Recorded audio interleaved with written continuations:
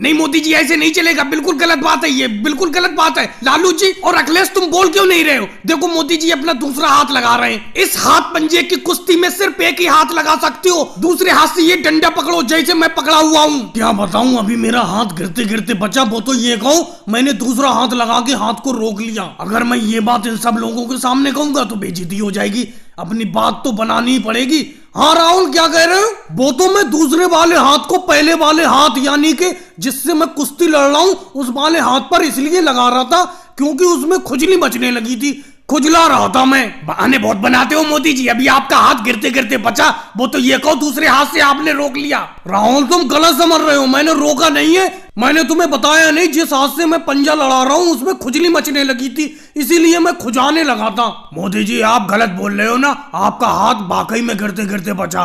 राहुल को नहीं बताऊंगा लेकिन आपसे मैं कह रहा हूँ, बताओ सच तो बताओ। हाँ लालू जी क्या बताऊं, हाथ गिरते गिरते बचा इस हाथ कुश्ती में। वो तो मैंने दूसरे हाथ से रोक लिया और राहुल को ये बहाना बना दिया कि मेरे हाथ में खुजली मचने लगी थी, खुजाने लगा था हाथ को। क्या मोदी जी लालू जी आपस में हल्के हल्के बातें कर रहे हो? बताओ तो क्या बातें कर रहे हो?